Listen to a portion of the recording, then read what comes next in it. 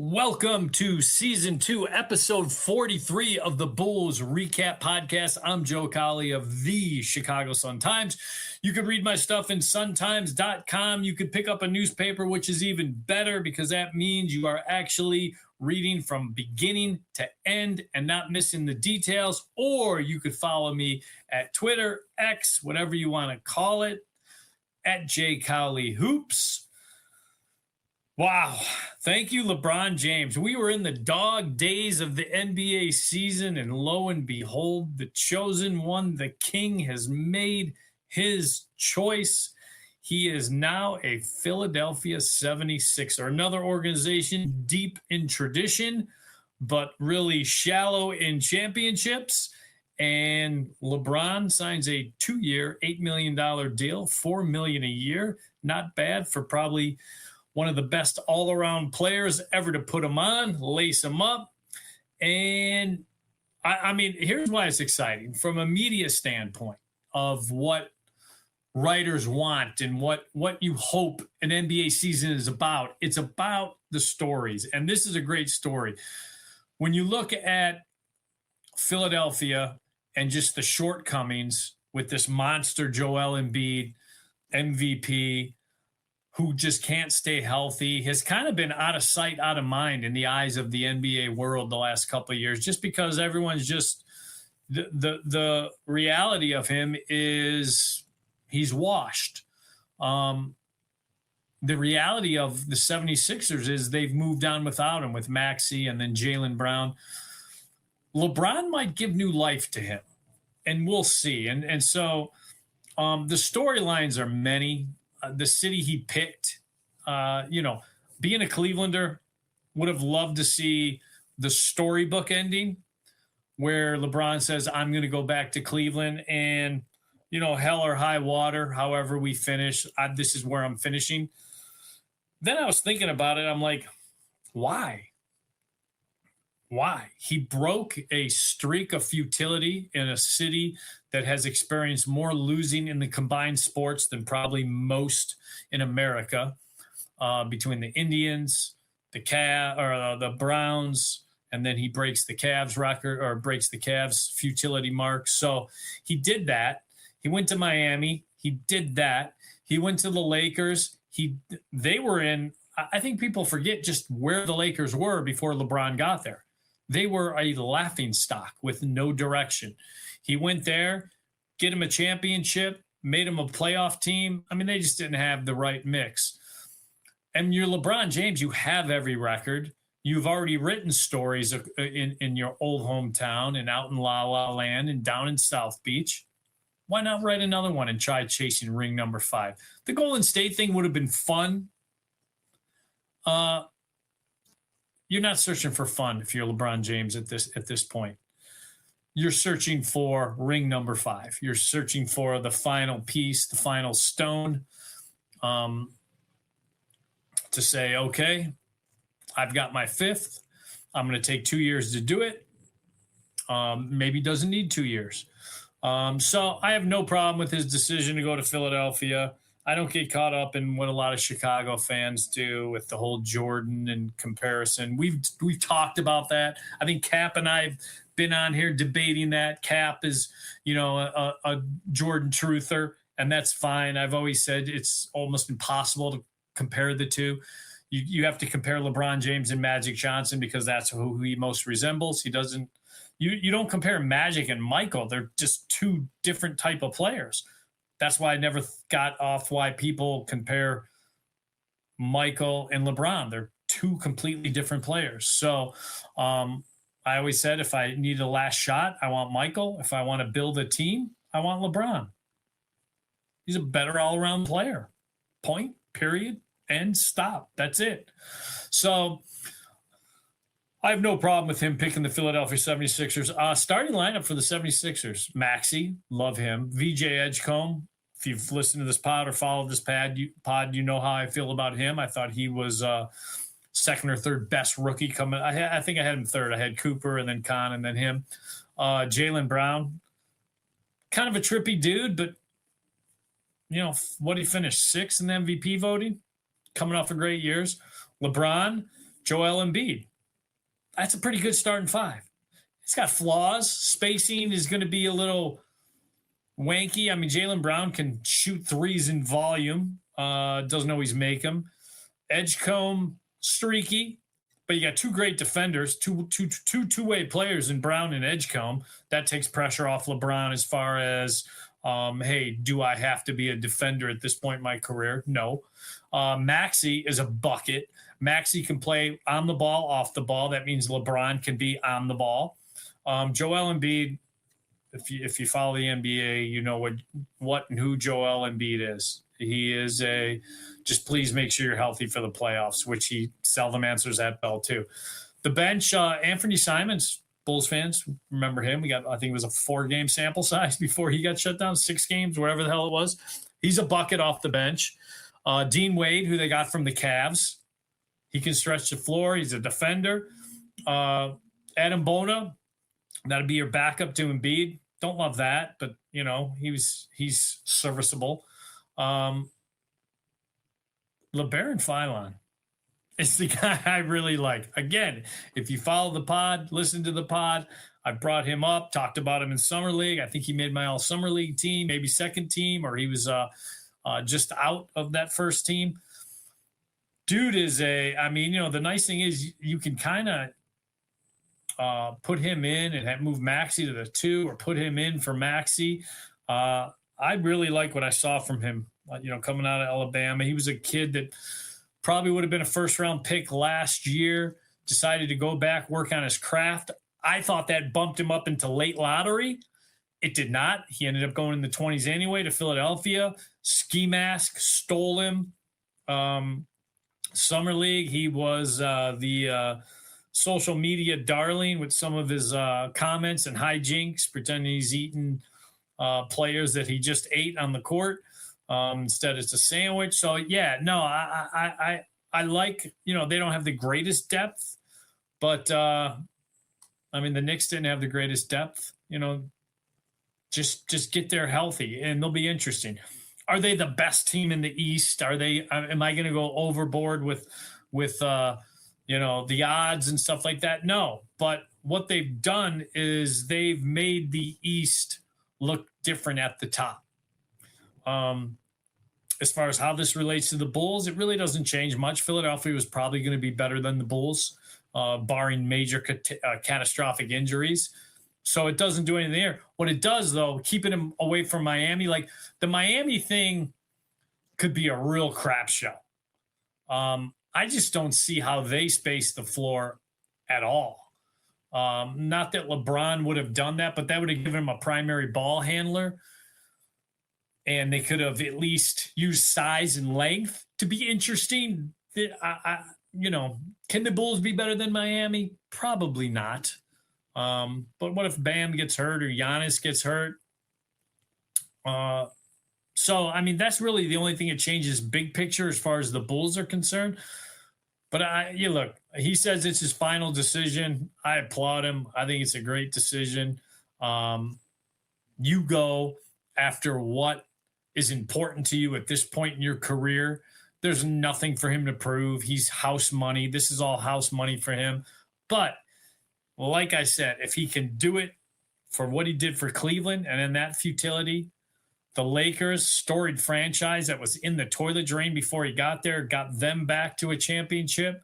South Beach and Pat Riley and that whole vibe and what he brought there. I know Bulls fans don't like to hear it, but prime D Rose, prime Noah, prime Bulls, they were never going to beat that Miami team. If D Rose's knee never would have got stunted or hurt or whatever, they weren't going to beat that Miami team because they had LeBron to cover D Rose in the fourth quarter. And as we saw, big bank took little bank.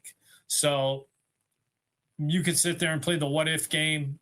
I go with what is. The Bulls couldn't get past LeBron, whether he was in Cleveland, whether he was in South Beach. That's just the way it was. So I understand the hate coming out of the city, but that's a you problem. That's not a me problem. So it's great for the NBA. It's a great storyline for the season. Philly fans got something to bitch and complain about now. And, hey, It's going to be a great season. It's going to be a great NBA season. And covering the Bulls, you're kind of included in that now. So because there's some excitement there. All right, let's get to the Bulls. I mean, this is the Bulls recap. So I did a fun little project. You can read more detail of it Sunday in the Sun-Times, but I was just like kicking around. From what I saw with Summer League, it's basically a finished project. They have one mid-level exception, so really one spot left on the roster. How it feels and what it seems like because of their two-way guys they already have, just let that ride. Just take that. If you're Bryson Graham, you take that into the season with you. It just gives you some flexibility. What if a team loses a key roster guy or someone gets hurt and they want to trade a 2-for-1, you have that extra spot there. It just gives you flexibility. I like the fact that he'll take that mid-level exception into the season with him. You're not in win now mode where you need every piece of the puzzle and depth has to be at a certain. No, you're not there. So I have no problem with him going into the season with, hey, this is my roster for right now, and we'll see how it goes. And I could always add for the MEL. So I like it. There's just a flexibility there. With that said, so what does this thing look like? The 5 starters are, as long as everyone's healthy, the 5 starters are easy. Gideon Powell, your backcourt. Front court, like if you would have asked me right before Summer League, I would have been like, okay, Modest can finally move to the 3. Caleb Wilson, perfect 4 size. His game is more 4-ish. And then obviously Nick Claxton at the 5. Let's pump the brakes now. My mind has changed. Talking to some Bulls people and seeing what I saw, Modest may have to stay at the 4 because Caleb Wilson plays like a 3. He may be a lot more 3 than Modest is. And again, that is because just his pull-up 3, his creativity. And the great thing is they're just going to be so versatile. You can really switch either one. But Caleb Wilson showed a lot more 3 traits than I thought, or that we saw at North Carolina. So that's great. That's great news. If he can be a floor spacer, and not immediately, I'm not going to get crazy about his 3-point shooting in Summer League. Anything that happens in Summer League, don't get crazy about. But the fact, the fundamentals of the shot, the way the ease in which he took the shot, and just talking to scouts about just how they saw the shot, it was fluid. It was free. It was nice. It does not look like it was some kind of aberration. It looks like this dude legit could come down, cross over, and pull up in your face. Now, if he can be that ISO guy from outside inside, because everyone knows about his first step and what he is around the rim with the verticality and stuff, that is an elite all-star type level 3, or at least he projects out to that. So I love that. And, the nice thing is he and Modest would be very interchangeable. So that's good. I would love the rim. I'm going to love the rim protection with as long as Claxton's back is okay, which he's had an ongoing back issue. Talk is that he's gotten over that big hump that's kind of doomed him the last couple of years. We shall see. But even if it's not Nick Claxton, you say you have to go Zach Collins for a couple weeks. I have no problem with that. A more physical guy, not the rim protector that maybe Claxton is, but a more physical guy, which is a form of rim protection. It just doesn't get you the block shots, but it gets you a lot of bruises on the opposing team's body. So I have no problem with that. But love that front court. I really like the starting 5. I don't think it's a playoff starting 5, especially a home court first round playoff by any means, but it should be exciting. It should be fun. You should be able to watch it. And then the bench, I mean, Trey Jones, the consummate professional, backs up Giddey. Love that. Okoro now comes off the bench, which I think is a better suited role for him. You'd like to see Okoro come off the bench on a championship team. That would make me feel better about it. But I think because of where they are, you have to let Caleb Wilson grow. You paid Norman Powell a lot of money. You have to let Modest grow. So it's not necessarily, Okoro talent-wise can't start on this team. I just think there's better options for what the Bulls are trying to do. The camp battle that we're all going to be watching, as crazy as it sounds, Leonard Miller versus P. Will. Who would have thunk it? Your number 4 pick, the first big move in your regime if you're Arturas, and he's battling for his life with a guy that seemed like a throw-in from the Minnesota trade last year, his playing life. But to me, that's a real thing. I think Leonard Miller wins it from what I saw. I've heard P. Will's been working his ass off this summer, reported that in the Sun-Times and on Twitter, but won't believe it till I see it. That's where we are with P. Will. Gotta see it to believe it. Sorry, my guy. Jalen Smith coming off a great year, comes off your bench. He can be a pure stretch 4 now as long as Zach Collins is healthy, which all indications are that he is. So who's that leave on the outside looking in? Unfortunately, and these guys will get playing time because of injuries or because of guys needing rest and stuff.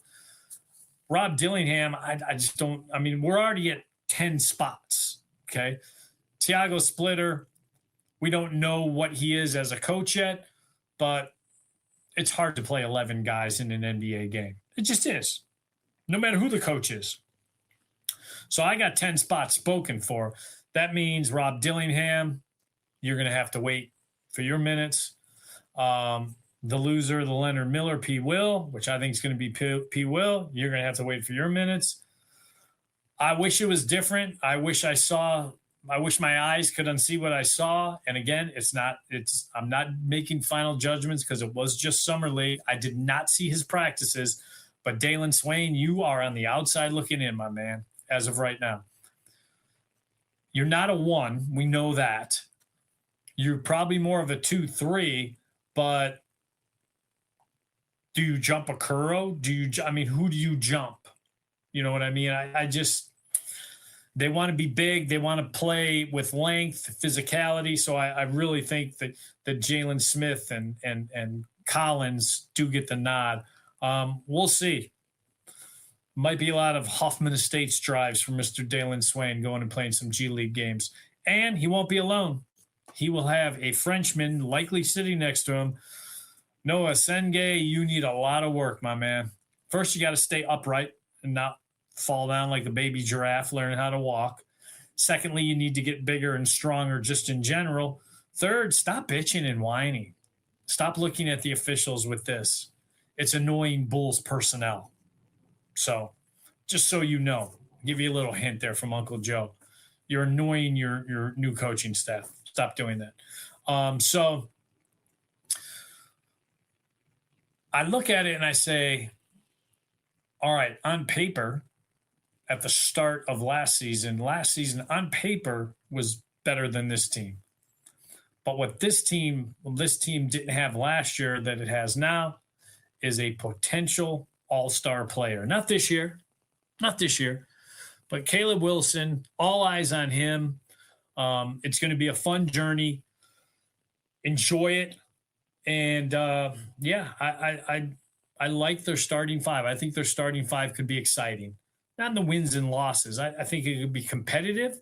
I think they could be intriguing and just a interesting matchup for a lot of teams just because I do like what they could bring defensively because Powell can defend too. I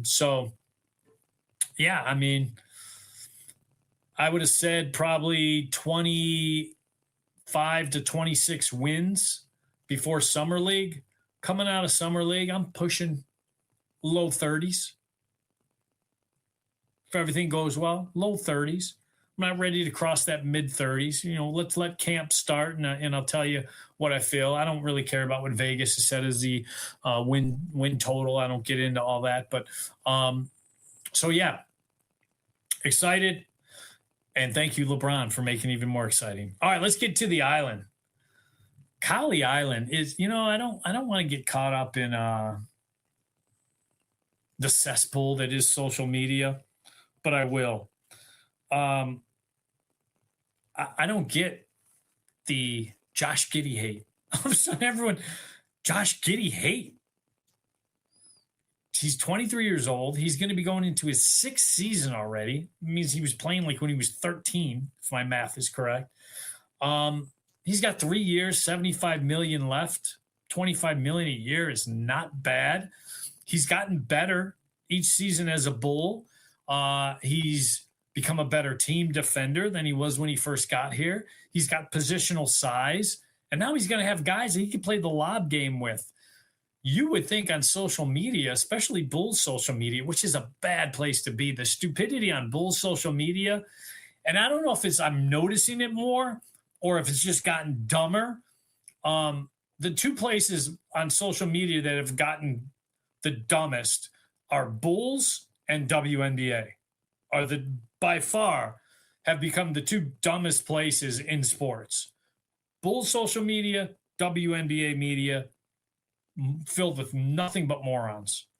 But the Josh Giddey hate is just weird. They aren't in position to challenge for a championship. They aren't in position to worry about,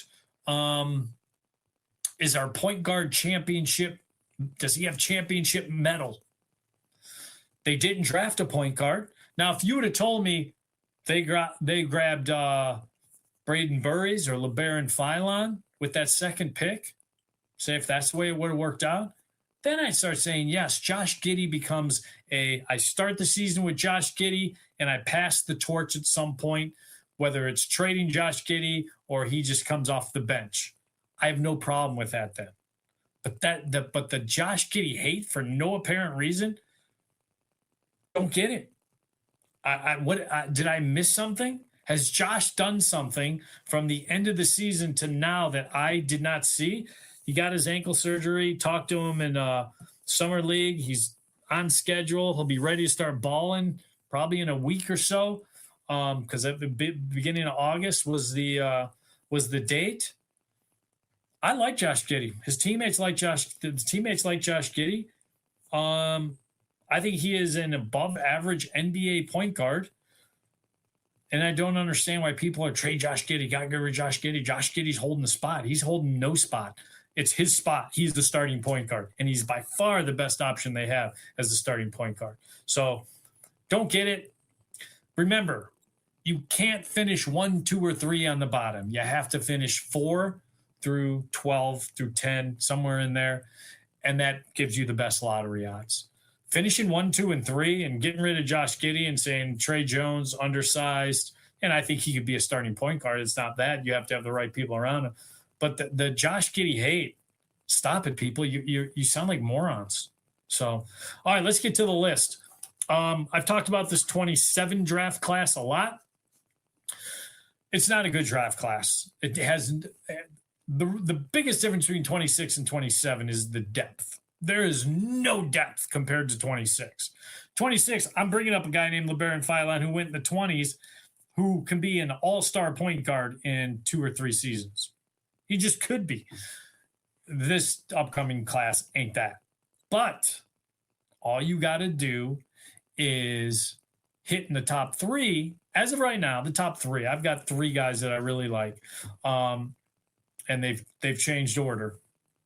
But hitting that top 3, if you're the Bulls, and 2 of them kind of fit a Norman Powell pass the baton off guard, future off guard type position. So what have these guys done this summer? So that's what I want to get into with the list. All right, number 1, it's still Tyron Stokes. I still think Caleb Holt can jump him.